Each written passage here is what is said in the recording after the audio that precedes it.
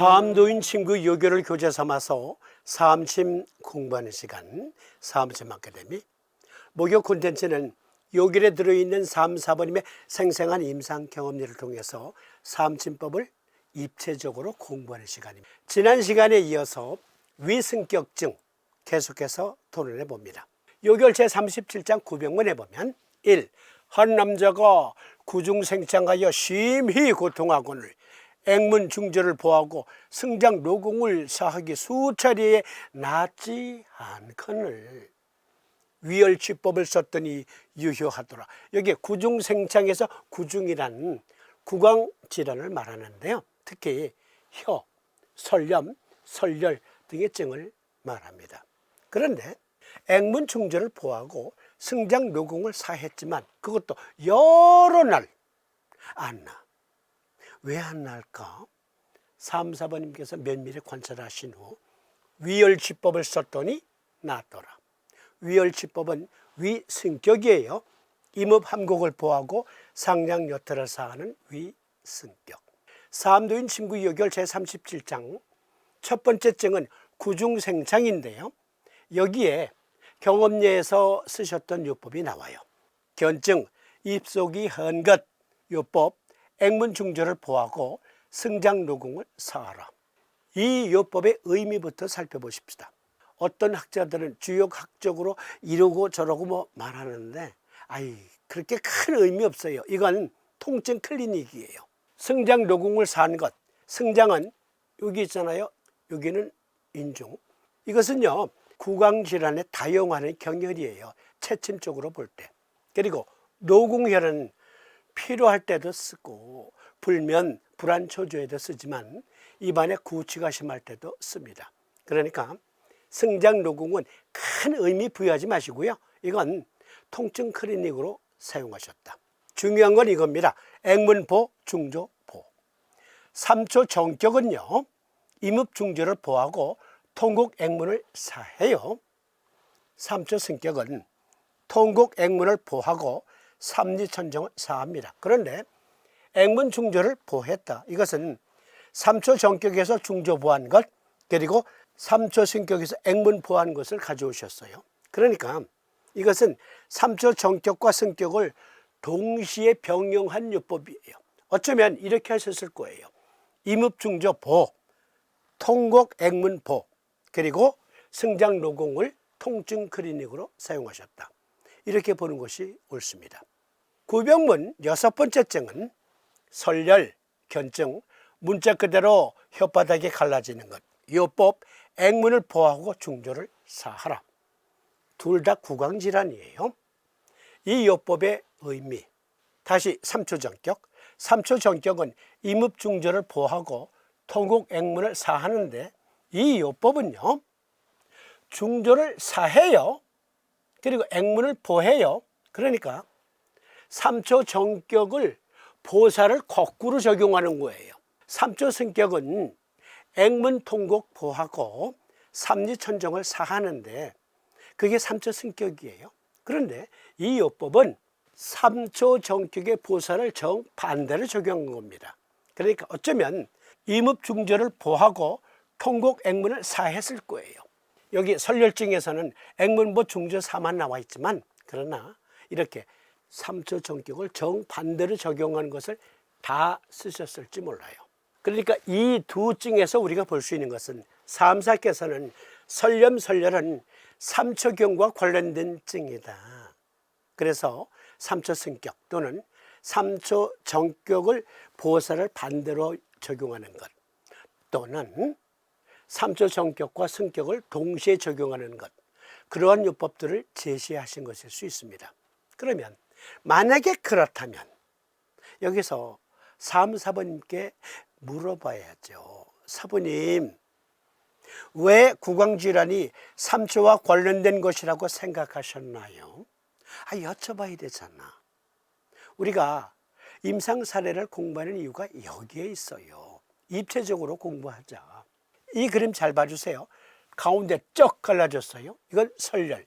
그리고 이렇게 염증이 군데군데 있어요. 이건 설염. 구강질환에서 특히 혀질환이 삼초경과 관련이 되어 있다면 의과학적인 근거, 우리는 제자된 도리로 마땅히 그것을 찾아봐야 돼요. 이 그림 잘 봐주세요. 수소형상화 삼초경의 순행도예요. 그리고 3차 신경.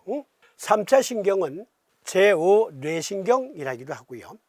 중추신경계는 페리페럴 너버 시스템, 즉 말초신경계와 함께 전신의 항상성 유지력을 발휘해요. 삼지법 기초 시리즈에서 여러 번 말씀드렸던 수소형상화 삼초상화경의 소형상화는 오늘날 모던한 의학관으로 볼 때 이것은 말초신경 작용이다. 소형상화 말초신경 작용이에요. 그러니까 수소형상화 삼초경은 말초신경 그리고 미주신경, 안면신경, 3차 신경, 뇌와 모두 두루두루 연락하고 있는 경맥이다. 그런데 그 시스템에 문제가 생기면 여러 질환이 생기는데 그 중에 하나가 구강질환.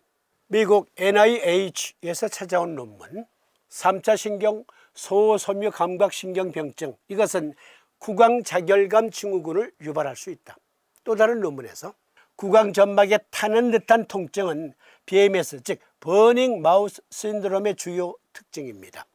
버닝 마우스 신드롬에서 말초 3차 신경 시스템부터 중추신경계 및 하향식 억제 제어 시스템까지 전체 신경축을 따라 이상이 발견되었습니다. 그러니까 이 구강점막에 타는 듯한 통증, 이것을 가리켜 구강자결감 증후군, 즉 버닝 마우스 신드롬이라는, 이것은 3차 신경, 중추신경 그리고 말초신경의 이상 징후 때문에 발생한다. 특히 과민증으로 발생한다. 그러니까 3, 4번님께서 설염, 설열 등의 구강질환은 삼초와 관련된 거야 라고 생각하신 것, 의과학적인 근거가 있었던 겁니다. 이것을 김지민 선생이 삼초 성격 적용으로 증명했는데요. 역시 여러 번 말씀드렸죠. 우리 방송 오래전부터 시청하신 분들은 2008년 석사학위 논문 삼침 원리를 적용한 자기요법이 여고생 월경통 및 월경존호 증상에 미치는 효과, 김지민 선생이 2008년에 제출한 논문이에요. 그리고 이것으로 석사학위 받았습니다. 이 김지민 선생이 3, 4번님께서 말씀하신 설염, 설열은 삼초와 관련이 있어. 그걸 임상으로 이렇게 증명했습니다. 이 그림, 설열 그리고 구중생창 두 가지 다. 그런데 김지민 선생은 돌 지난 후부터 여고 2년 때까지 17년 숙질이었던 한 여고생의 이 설열증, 설염증을 2주 만에 3초 승격 적용으로 완치시킵니다. 구중생창, 즉 설염은 2주 만에 완치되었고 설열은 그 후에 꾸준히 몇 주 더 치료를 한 끝에 완치를 보았습니다만, 어쨌든 실제 3초 승격 적용으로 17년 숙지를 2주 만에 완치. 3, 4번님의 의학과는 옳았습니다. 그걸 우리 학회의 원로회원 김지민 선생은 임상으로 이렇게 증명했습니다. 김지민 선생은 3초 승격으로 17년 숙지를 치료했는데, 아니 우리의 사부님 3사께서는 액문중절을 보하고 승장노궁을 사하는 3초 승격 변형요법, 이것을 여러 날 썼는데 하나 3사께서 구강질환은 삼초경에서 찾아봐. 그리고 그것들은 임상으로 증명되었기 때문에 요결에 수록하신 거예요. 그런데 이 임상 사례에서는 3, 4번님은 무엇을 또 깨달으셨을까? 미국 NIH에서 찾아온 논문, 염증성 장질환은 소화관의 만성 염증성 질환으로 알려져 있으며, 염증성 장질환의 주요 구강 증상 중에는 구강점막의 자갈 형성, 즉 설열, 수직 균열이 있는 입술 부종, 입술이 쪽쪽쪽 갈라지고 붓는 것, 구순염, 구강 주위의 홍반 및 설염이 있습니다. 그러니까 3사께서 삼초와 관련된 구강질환이 많아.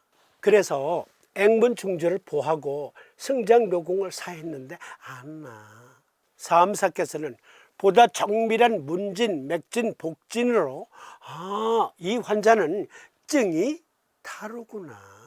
위혈치법으로 치료하신 것으로 보아 위에 염증성 장질환이 있었던 것을 확인하신 거예요. 복진을 해보니까 뜨끈뜨끈해. 입에서 탄내가 나. 복통도 있어. 그러니까 이것은 삼초경과 관련된 질환이 아니고 위경과 관련된 질환이구나. 특히 위가의 열, 염증성 장질환을 확인하시고 위승격을 적용하신 거예요. 그러면 김지미 선생은 삼초승격으로 치료한 것. 김지미 선생의 그 환자는 삼초승격증이었고 사암사께서 말씀하신 이 임상 사례의 이 환자는 위승격증이었던 겁니다. 그래서 위혈치법으로 위승격을 적용하셨다. 그러니까 문자 그대로 삼도인 친구 유교를 보아서는 안 된다. 입체적으로 고찰하고 또 숙고하고 연구하고 분석하고 공부하고 그렇게 해서 진정한 의미를 깨달아야 된다. 오늘 3, 4의 임상 경험력까지 공부해야 하는 이유, 그것과 함께 구중생창에서 위승격증 함께 확인할 수 있었습니다. 그러면 다음 시간에는 치통문의 임상 경험률을 통해서 역시 왜 3, 4번임의 임상 경험력까지 공부해야 하는가, 그것 살펴보십시다. 이것은 이어지는 시간에.